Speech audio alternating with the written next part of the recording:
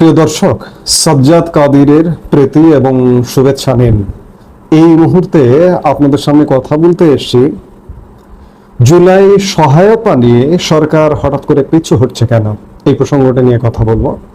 আপনারা ইতিমধ্যেই জানেন যে রাষ্ট্রীয়ভাবে সরকারিভাবে জুলাই মাসে যে আন্দোলন হয়েছিল গত বছর, সেই আন্দোলনকারীদেরকে জুলাই যোদ্ধা বলা হচ্ছে, জুলাই আহত বলা হচ্ছে, জুলাই শহীদ বলা হচ্ছে। এই যোদ্ধা, আহত, শহীদ এগুলো নিয়ে আমার যথেষ্ট প্রশ্ন আছে। জুলাই আগস্ট মাস 2024 আসলে বাংলাদেশে কি যুদ্ধ হয়েছিল? বাংলাদেশে কি কোনো ফ্রন্টে যুদ্ধ হয়েছিল? যুদ্ধ কাকে বলে? আমাদের আসলে যুদ্ধ নিয়ে হয়তো নতুন করে শিখতে হবে, যুদ্ধের সংজ্ঞা নিয়ে নতুন করে শিখতে হবে। যার দরুন সরকারিভাবে, রাষ্ট্রীয়ভাবে এটিকে বলা হচ্ছে জুলাই যোদ্ধা, জুলাই শহীদ, জুলাই আহত। এই জুলাই যোদ্ধা, জুলাই শহীদ, জুলাই আহতদের নিয়ে আমরা রীতিমতো একটা মুক্তিযোদ্ধাদের সাথে প্যারালাল দাঁড় করে দেওয়ার একটা তিলেস্মাতি দেখছি বাংলাদেশে গত 1 বছর যাবত। কারণ এই যে যারা আন্দোলন করেছিল 2024-এর জুলাই আগস্টে, তাদের জন্য মুক্তিযোদ্ধা কোটা যেমন আছে, তেমন সরকারি চাকরিতে কোটা, কলেজ ভর্তিতে কোটা, বিশ্ববিদ্যালয় ভর্তিতে কোটা, তাদের জন্য ফ্ল্যাট বরাদ্দ ইত্যাদি নানা কিছু আমরা এতদিন শুনে আসছি। এমনকি ভাতা, ইতিমধ্যে ভাতা দেওয়াও হয়েছে, ভাতা চালু করা হয়েছে, ভাতা অনেকে ভাতা ভোগ করেছে, ভাতা সুবিধা ভোগী অনেকে আছে। এই যখন চলছে, এই অবস্থা যখন চলছে, তখন হঠাৎ করে সোমবার মুক্তিযুদ্ধ বিষয়ক মন্ত্রণালয়ের উপদেষ্টা ফারুকী আজম একটি সংবাদ সম্মেলন ডেকেছিলেন সোমবার। ইতিমধ্যে সেটি হয়ে গেছে, আজকে বেলা 11টা 30 মিনিটে সেটি হয়েছে। সেই সংবাদ সম্মেলনটির বিষয় ছিল যে গণ অভ্যুত্থানে জুলাই যোদ্ধা এবং জুলাই শহীদ, আপত্তিকর শব্দমালা, জুলাই যোদ্ধা, জুলাই শহীদ, মুক্তিযুদ্ধ বিষয়ক মন্ত্রণালয় কর্তৃক গৃহীত কার্যক্রম সম্পর্কে সাংবাদিকদের ব্রিফ করবেন, এমন একটি বিজ্ঞপ্তি দিয়েছিল গতকালকেই সংবাদ মাধ্যমকে, এবং আজকে সেই ব্রিফ করেছেন তিনি। ব্রিফ করে সেখানে কিছু কিছু জায়গায় মনে হচ্ছে যেন সরকার পিছু হচ্ছে। যেমন জুলাই গণ অভ্যুত্থানে আহতদের পরিবারের সদস্য এবং আহতদের জন্য সরকারি চাকরিতে কোটা রাখা হবে কিনা, এমন প্রশ্নের উত্তরে উপদেষ্টা বলেন, না না, কোনো কোটা থাকবে না, তাদের যোগ্যতা অনুযায়ী আমরা দেব। উপদেষ্টা আরো বলেন যে আমাদের মন্ত্রণালয়ের পক্ষ থেকে এদের পুনর্বাসনের কর্মসূচিগুলো নির্ধারণ করা হয়েছে, সে অনুসারে মন্ত্রণালয় যাবতীয় কার্যক্রম গ্রহণ করবে। এই কার্যক্রমের ভেতরে ফ্ল্যাট দেওয়া বা চাকরির কোটা দেওয়া এসব বিষয় নাই।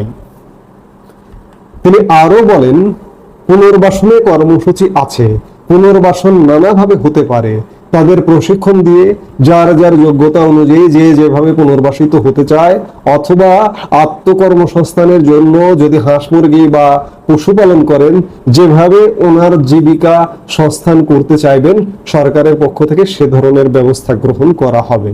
জুলাই যোদ্ধাদের সরকারি অনুদানের পরিমাণ মুক্তিযোদ্ধাদের সমান করে তাদের মুক্তিযোদ্ধাদের সমকক্ষ করা হচ্ছে কিনা, এমন এক প্রশ্নের জবাবে মুক্তিযুদ্ধ বিষয়ক উপদেষ্টা বলেন, মুক্তিযোদ্ধাদের প্রসঙ্গ এখানে না আসা উচিত, মুক্তিযোদ্ধারা মহান, তাদের অবদান অনস্বীকার্য। গত 1 বছর যাবত জুলাই যোদ্ধা, জুলাই শহীদ এই ক্যাসেটগুলো বাজানো হয়েছে। এই ক্যাসেটগুলো বাজায়ে যখন দেখছে সারা দেশে সমালোচনার ঝড় উঠছে, বিদেশে সমালোচনার ঝড় উঠছে, মানুষ যখন গ্রহণ করছে না, যখন এরা অনেক বেশি অজনপ্রিয় হয়ে উঠছে, তখন মনে হচ্ছে যেন সরকার পিছু হচ্ছে। সরকার চাকরিতে কোটা, আজকের প্রেস ব্রিফিং থেকে বলছে যে চাকরিতে কোটা নেই, ফ্ল্যাট দেওয়ার বিষয় নেই, অথচ এর আগে আমরা সরকারি সিদ্ধান্ত জানতে পেরেছিলাম যে তাদেরকে ফ্ল্যাট দেওয়া হচ্ছে, সরকারি চাকরিতে কোটা দেওয়া হচ্ছে, আবার ভাতাটা আছে। যার দরুন মুক্তিযুদ্ধ বিষয়ক উপদেষ্টা বলেছেন যে মুক্তিযুদ্ধ প্রসঙ্গে এখানে না আনাই ভালো। বর্তমান সরকার এটি অন্তত পক্ষে হয়তো বুঝতে পারছে, এখনো বুঝতে পারছে কিনা পুরোপুরি বলা কঠিন, কারণ মুক্তিযোদ্ধা, মুক্তিযুদ্ধের স্মারক, মুক্তিযুদ্ধের স্মৃতিচিহ্ন এখনো দেশের বিভিন্ন প্রান্তে ভাঙচুর করা হচ্ছে, ভাঙা হচ্ছে। মুক্তিযুদ্ধকে সরকার ইতিমধ্যেই ভয় পাওয়া শুরু করেছে, এই ভয়টাই জয় করবে।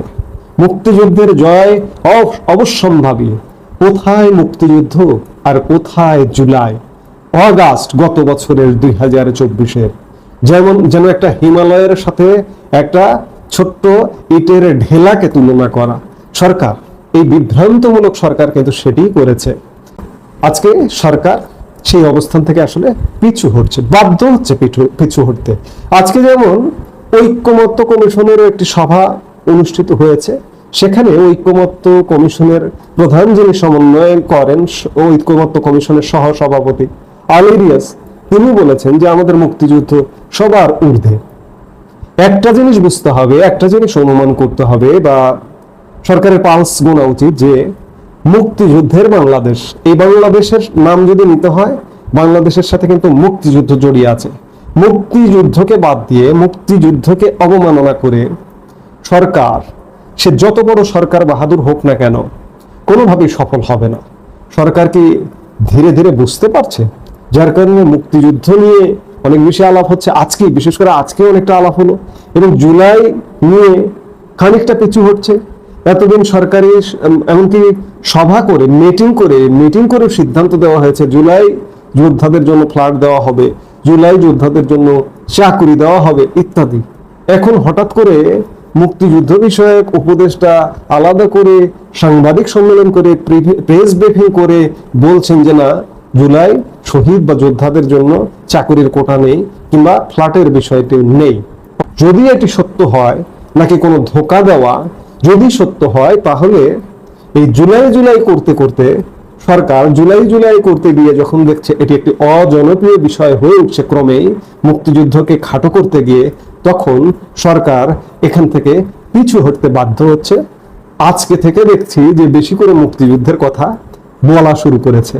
কারণ মুক্তিযুদ্ধ বিষয়ক উপদেষ্টা বলছেন, ঐক্যমত্য কমিশনের বৈঠকে ঐক্যমত্য কমিশনের যিনি প্রধান সমন্বয় করেন, তিনি বলছেন মুক্তিযুদ্ধ আমাদের সবকিছুর ঊর্ধ্বে। তাহলে সরকার কি জুলাই থেকে পিছু হটছে? অবস্থার দৃষ্টি তেমনটাই মনে হচ্ছে।